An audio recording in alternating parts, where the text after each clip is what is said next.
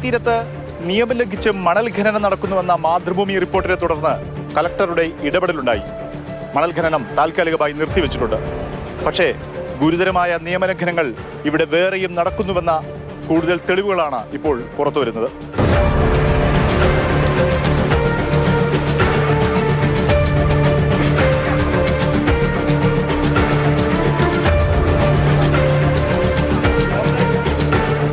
തീരത്തു നിന്നും വലിയ തോതിൽ മണൽ കുഴിച്ചെടുത്ത് ഖനനം ചെയ്ത് കൊണ്ടുപോകുന്നു. പകരമായി പുറത്തുനിന്നും കോൺക്രീറ്റ് മാലിന്യങ്ങൾ ഉൾപ്പെടെ വേസ്റ്റുകൾ ഇവിടെ ഡംപ് ചെയ്യുന്നുവെന്നാണ് വ്യക്തമാകുന്നത്. ഇത്തരം കോൺക്രീറ്റ് സ്ലാബുകളുടെ വേസ്റ്റ് ഈ മണ്ണിനടിയിൽ നമുക്ക് ഇവിടെ നിന്നും കാണാൻ സാധിക്കുന്നുണ്ട്.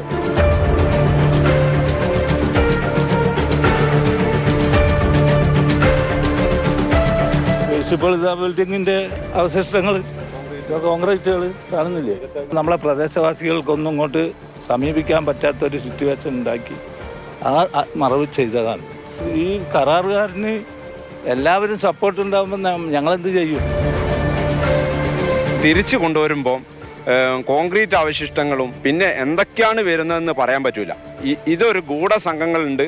ഈ ആശുപത്രികളിൽ നിന്നൊക്കെ തന്നെ വേസ്റ്റും ഇതുമൊക്കെ വരുന്നു. ഞങ്ങൾ ഇപ്പം ആ കാര്യങ്ങളിലും ഒരു ഭയാശങ്ക നിലനിൽക്കുന്നുണ്ട്. ഖനനം വാർത്തയായതോടെ വിഷയം പഠിച്ച് റിപ്പോർട്ട് നൽകാൻ കോഴിക്കോട് അസിസ്റ്റന്റ് കലക്ടർ എസ് മോഹനപ്രിയയുടെ നേതൃത്വത്തിൽ പ്രത്യേക സംഘത്തെ നിയോഗിച്ചിട്ടുണ്ട്. പക്ഷേ സമിതിയുടെ പ്രവർത്തനത്തിൽ നാട്ടുകാർക്ക് ആശങ്കയുണ്ട്. പുറത്തുനിന്ന് മാലിന്യങ്ങൾ കൊണ്ടുവന്ന് തള്ളിയതുൾപ്പെടെ ഉദ്യോഗസ്ഥർ പരിശോധിച്ചിട്ടില്ലെന്ന് നാട്ടുകാർ ആരോപിക്കുന്നു. മണൽ കൊണ്ടുപോകാനുള്ള മാർഗം ഏത് രൂപത്തിലെല്ലാം വെട്ടിയെടുക്കാൻ പറ്റും, അതാണ് ഇന്നലെ നടന്ന സംഘത്തിൻ്റെ മുഖ്യ അജണ്ട. വേറെ ഇവിടുത്തെ ജനങ്ങളോ അല്ലെങ്കിൽ ഇവിടുത്തെ സാഹചര്യമോ കണ്ട് മനസ്സിലാക്കാനുള്ള ഒരു മനസ്സും ഇന്നലെ വന്ന പഠന സംഘം കാണിച്ചിട്ടില്ല എന്നാണ്. പ്രതിഷേധിച്ച നാട്ടുകാരെ പോലീസ് ഭീഷണിപ്പെടുത്തുന്നതായും ആരോപണമുണ്ട്. പോലീസ് ഞാൻ ഇതിനെതിരെ സംസാരിച്ചു ഈ വിഷയത്തിന്. മുമ്പ് എന്നെ പറഞ്ഞത് ഇതിൽ തന്നെ എന്നെ കുഴിച്ചു മൂടുന്ന പറഞ്ഞു, ഈ മണ്ണിൽ തന്നെ എന്നെ കുഴിച്ചു മൂടുന്ന പറഞ്ഞു. C A Ranjith. മണൽ ഖനനം പുനരാരംഭിക്കാനാണ് സർക്കാർ തീരുമാനമെങ്കിൽ എന്തു വില കൊടുത്തും തടയുമെന്ന നിലപാടിലാണ് നാട്ടുകാർ. ഞങ്ങൾ ഇവിടുത്തെ ഈ തീരത്തെ ജനത ഒരു കാരണവശാലും അതിൻ്റെ മുമ്പിൽ കീഴടങ്ങൂല. ഞങ്ങൾ ജനിച്ചു വളർന്ന ഈ നാട് സംരക്ഷിക്കുക എന്നത് ഞങ്ങളെ ഉത്തരവാദിത്തമാണെന്നും അതിനു വേണ്ടിയിട്ട് ജീവൻ കൊടുക്കേണ്ടി വന്നാലും ഈ പ്രദേശത്തെ ജനത ഒന്നടങ്കം അതിന് തയ്യാറായിട്ടാണ്. ഞങ്ങളൊരു വിട്ടുവീഴ്ചക്ക് തയ്യാറാവും. കേരളം കണ്ട ഏറ്റവും വലിയൊരു സമരമാവും ഇവിടുന്ന് മണൽ കൊണ്ടാകുന്നുണ്ടെങ്കിൽ. എല്ലാ നിയമങ്ങളും കാറ്റിൽ പറത്തിയാണ് ഇവിടെ കരാർ കമ്പനി പ്രവർത്തിച്ചതെന്നാണ് ഇപ്പോൾ വ്യക്തമാകുന്നത്. അനധികൃത ഖനനത്തിന് നമ്മുടെ സർക്കാർ സംവിധാനങ്ങൾ ഇനിയും കൂട്ടുനിൽക്കുകയാണെങ്കിൽ നാട്ടുകാരുടെ പ്രതികരണം അതിരൂക്ഷമായിരിക്കുമെന്നാണ് ഇവിടെ നിന്നും മനസ്സിലാവുന്നത്. ക്യാമറമാൻ വേണുവിനൊപ്പം മുഹമ്മദ് ഷഹീദ്, മാതൃഭൂമി ന്യൂസ്.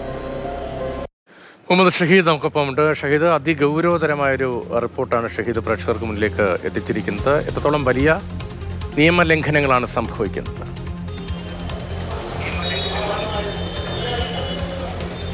തീർച്ചയായും കോരപ്പുഴ അഴിമുഖത്ത് അവിടെ ചളിവാരലിൻ്റെ മറവിൽ വലിയ മണൽ കൊള്ള നടക്കുന്നു എന്നായിരുന്നു നമ്മൾ ആദ്യം റിപ്പോർട്ട് നൽകിയത്.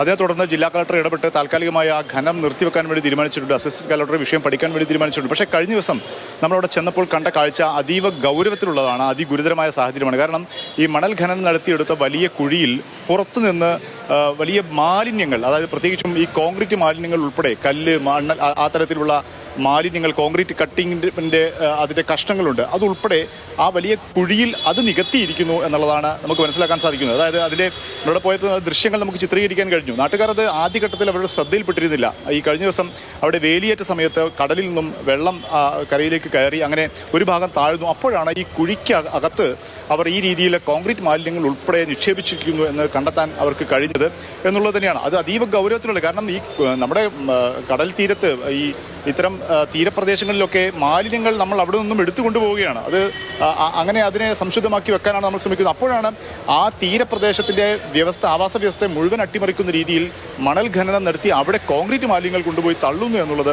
ഇതിനൊക്കെ ആരാണ് അനുമതി നൽകുന്നത് എന്നുള്ളൊരു ചോദ്യമാണ്. പ്രത്യേകിച്ച് നാട്ടുകാർ പറയുന്നത് രാത്രി സമയങ്ങളിലാണ് ഇങ്ങനെ മാലിന്യങ്ങൾ രാത്രി സമയങ്ങളിലൊക്കെ വലിയ തോതിൽ മണൽ കൊണ്ടുപോകുന്നുണ്ട്. തിരിച്ച് വണ്ടികൾ വരുന്നുണ്ട്. ഈ തിരിച്ച് വരുന്ന വണ്ടികളിൽ എന്തൊക്കെയാണുള്ളതെന്നൊന്നും നാട്ടുകാർക്ക് പരിശോധിക്കാൻ കഴിയുന്നില്ല. പ്രത്യേകിച്ചും നാട്ടുകാർക്ക് അവിടെ പ്രവേശനം തടഞ്ഞിരിക്കുകയാണ്. അങ്ങോട്ട് വന്നു കഴിഞ്ഞാൽ കേസെടുക്കുമെന്നുള്ള ഒരു ഭീഷണി പോലീസിൻ്റെയും അധികൃതരുടെയും ഭാഗത്ത് നിന്ന് നാട്ടുകാർക്കുണ്ട്. അതുകൊണ്ട് നാട്ടുകാർക്ക് കാര്യങ്ങളൊന്നും പരിശോധിക്കാൻ കഴിയുന്നില്ല. അപ്പോഴാണ് മനസ്സിലാകുന്നത് ഇങ്ങനെ തീരത്ത് അതിൻ്റെ മുഴുവൻ സാഹചര്യങ്ങളെയും അട്ടിമറിക്കുന്ന രീതിയിൽ കോൺക്രീറ്റ് മാലിന്യങ്ങൾ ഉൾപ്പെടെ അവിടെ നിന്ന് നിക്ഷേപിക്കുന്നു എന്നുള്ള കാര്യം വ്യക്തമാകുന്നത്. ഇക്കാര്യത്തിലാണ് ഇനി പരിശോധിച്ച് പഠനം നടത്തി ഏതായാലും വളരെ ഗൗരവതരമായ നിയമലംഘനങ്ങൾ ഉൾപ്പെടെ ശ്രദ്ധയിലേക്ക് വരികയാണ്. മുഹമ്മദ് ഷഹീദാണ് വിവരങ്ങൾ നൽകിയത്.